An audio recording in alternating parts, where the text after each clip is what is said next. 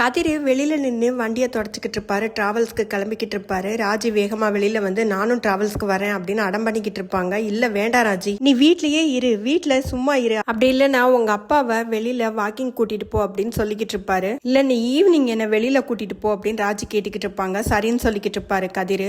அந்நேரம் ராஜியோட அப்பத்தான் அங்கே வருவாங்க. கதிரும் அவங்க அம்மாச்சி கிட்ட நான் வேணும்னே உங்களை வெளியில் அனுப்பல அம்மாச்சி அப்படின்னு சொல்லிக்கிட்டு இருப்பாரு. எனக்கு எல்லா விஷயமும் தெரியும்பா, எவ்வளவு தங்கமான பிள்ளைன்னு எனக்கு தெரியும்.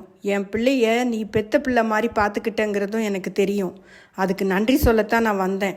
7 ஜென்மத்துக்கும் ரொம்ப நல்லா இருப்பா கதிர் அப்படின்னு சொல்லிட்டு கதிரை கன்னத்தை பிடிச்சு நல்லா கொஞ்சி முத்தம் கொடுத்துக்கிட்டே இருப்பாங்க. அந்த நேரத்தில் நம்ம சக்திவேலு அங்கே வந்துருவாரு. பைக்ல இருந்து இறங்கும் போதே முறைச்சிக்கிட்டே இருப்பாரு. ஆனாலும் என்ன பண்ண முடியும், அவங்க அம்மா கிட்ட பேசினா ஒரு பிரயோஜனமும் கிடையாது.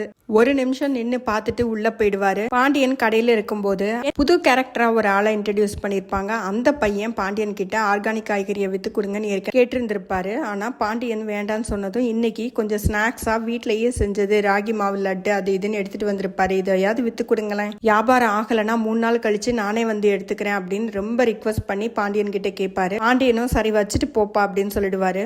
அரசிக்கு ஜோடியா யாரும் இல்லைங்கிறதுனால இப்படி ஒரு கேரக்டரை புதுசா கொண்டு வந்திருக்காரு இந்த டைரக்டர். ஆனா அதுக்காக ரொம்ப தேவையே இல்லாம பாண்டியன் கிட்ட இவ்வளவு கடை இருக்கும்போது பாண்டியன் கடையில தான் வந்து வித்து கொடுங்கன்னு கேட்பாராமா. ஒரு கேரக்டரை உள்ள நுழைக்கும் போது எப்படி லாபகமா கொண்டு வரணும் அப்படிங்கிறதே தெரியல டைரக்டருக்கு. என்னன்னா இப்படி இருந்திருக்கலாம், பாண்டியன் கடைக்கு போட்டியா இன்னொரு கடையே வைக்கிற மாதிரி எடுத்திருக்கலாம். இப்படி கொண்டு வரலாம்னா இந்த வயசுல சின்ன வயசுலயே படிச்சுட்டு தனியா கடை வியாபாரம் பாக்குறாங்க.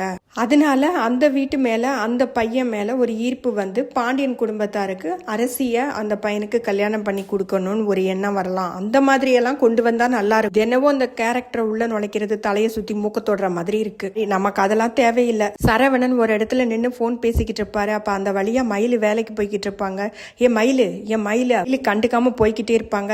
என்ன மயிலு, நான் எத்தனை தடவை கூப்பிடுறேன், நீ பாட்டு கண்டுக்காம போய்கிட்டே இருக்க அப்படின்னு சொல்லிட்டு சரவணன் முன்னாடி போய் நிப்பாரு. நீயும் உன் குடும்பமும் சேர்ந்து எல்லா தப்பையும் பண்ணிட்டு எங்க குடும்பத்துல இருக்கிறவங்க எல்லாத்தையும் ஜெயில போட்டு இப்ப நல்லவ மாதிரி நாடகம் போடுறியா? எங்க அம்மா கொடுத்த காசை ஏன் நீ வாங்கிக்கல? உனக்கு கொடுத்த காசுன்னு நினைச்சுக்கிட்டியா? எனக்கு எல்லாம் தெரியுங்க.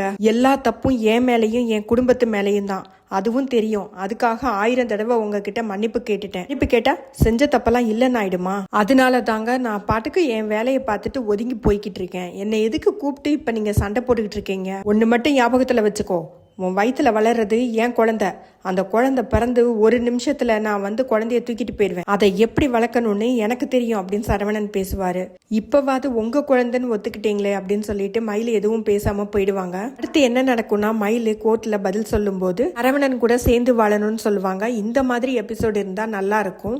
உங்க ஒப்பீனியன் என்னன்னு மறக்காம கமெண்ட்ல சொல்லுங்க.